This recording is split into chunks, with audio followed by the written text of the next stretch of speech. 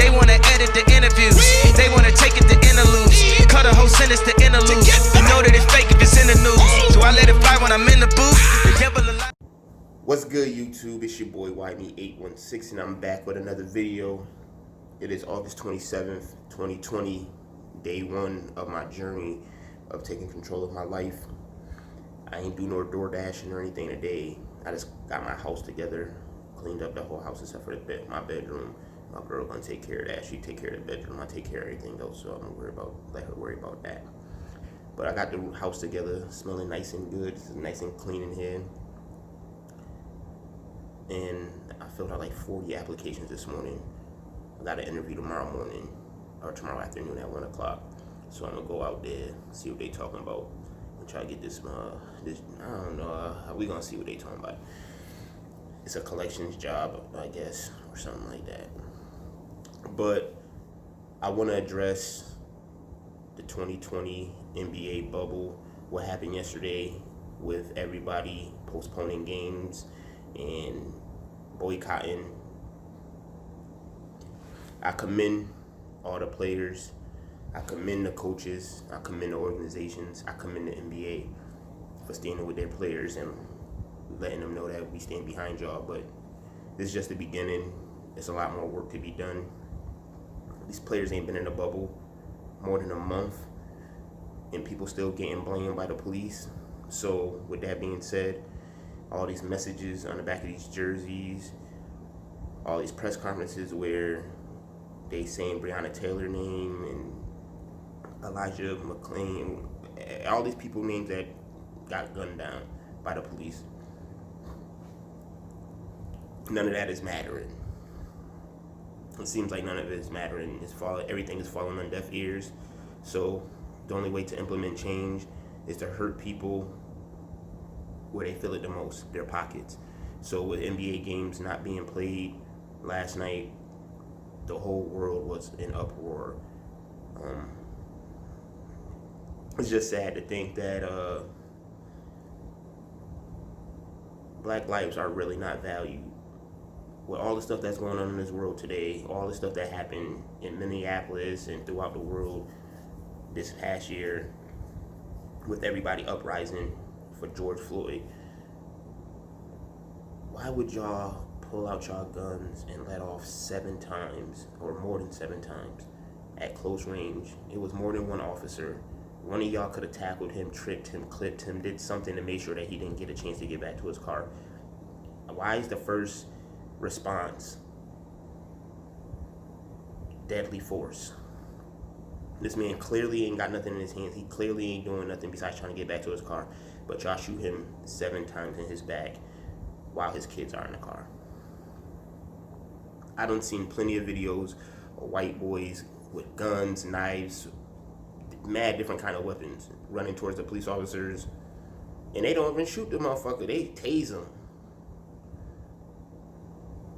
I seen a police officer holding a gun get his ass beat by a white boy, and he still didn't use the motherfucking gun on a white boy. Speaking of white boys, what about the 17-year-old white boy that came to Wisconsin and shot 2 people that was protesting for Jacob Blake?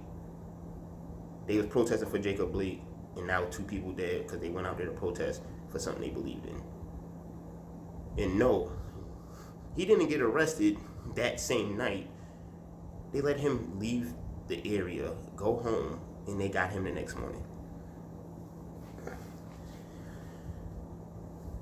It's sad in America, man.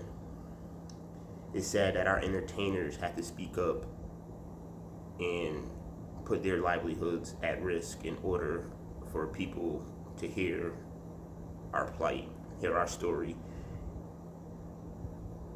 George Floyd happened Memorial Day. It's been like 3 months since Memorial Day, and nothing ain't getting better, nothing ain't changing, shit's getting worse. Because I think it's gonna become a race war. The way this thing is becoming is, honestly, feel like it's becoming a race war. Because if you say Black Lives Matter, the opposition say all lives matter. If all lives mattered, we wouldn't be saying Black Lives Matter. Simple and plain. or they say Black Lives Matter is a domestic terrorist group. I don't believe that at all. But if the KKK is okay, that's definitely a domestic terrorist group.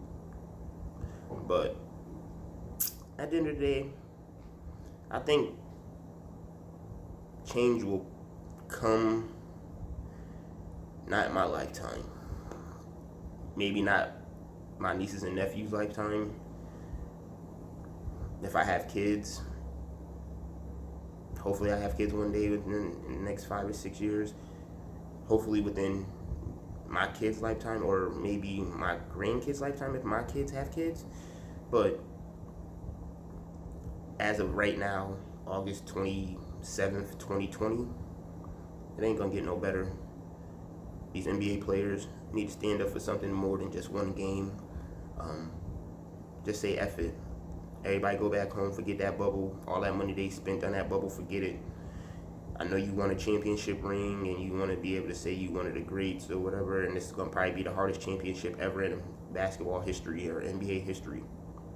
It ain't worth it. I know if they continue to play these basketball games, it's going to be hard, but they won't be watched by me. Same thing with NFL.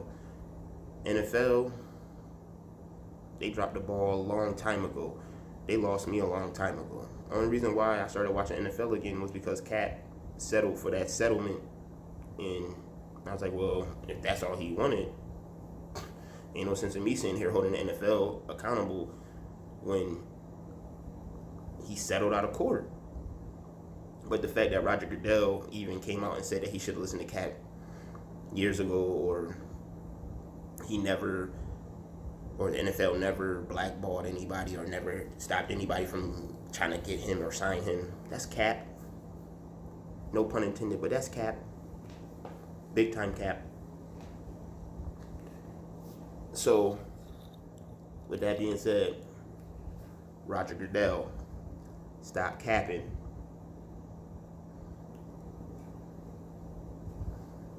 All I know is I hope these things and these situations get better. I hope this does not turn into a race war, black versus white, or us versus them, or if you don't see the picture of what's going on, it's just a whole lot, man. I don't know.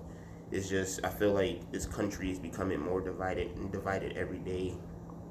And it definitely has a part to do with that president, because a lot of this stuff that's going on in the world, especially nowadays, with this coronavirus and all that stuff is going on, everybody keep talking about Democrats this, Democrats that, Republicans this, Republicans that. Listen, bro, I don't give a damn about no Democrat or no Republican. It's a race war going on outside, and my team is losing. And I don't know how we get this, how we even the score, how we get a chance to come back. It never was a fair game from the beginning of the time. I just commend these players for standing up for something other than a paycheck or their endorsements. Because at the end of the day, I know people are like, they're millionaires already, it should be easy for them. They can forfeit game checks. No, can you, like the baseball players, if you thought you were guaranteed to make $24 million this year, and they tell you they want to pay you $9 million, just because last year you got paid $24 million, they tell you you shouldn't spend all that $24 million last year, so you should be fine. How are you to tell me how I should spend my money? I worked my ass off to get into this position to be a professional. I put in the work. I put in the long hours, dedication, grinding, doing what I had to do to make it to this point. Who are you to tell me, take this pay cut and shut up and play? Nah, it don't go that way. It don't work like that. These grown men and women, at the end of the day, ain't nobody gonna tell them, just shut up and play, you're getting paid. Nah, I'm not standing for that, so why should they? I commend y'all a whole lot. Salute to y'all for doing what y'all did last night. I hope y'all cancel the rest of the season. Fuck that. We got to get this score right, man. Because we down on the scoreboard and we not coming back no time soon. My nigga walked out of court, then hopped in a Range, hopped in a Range.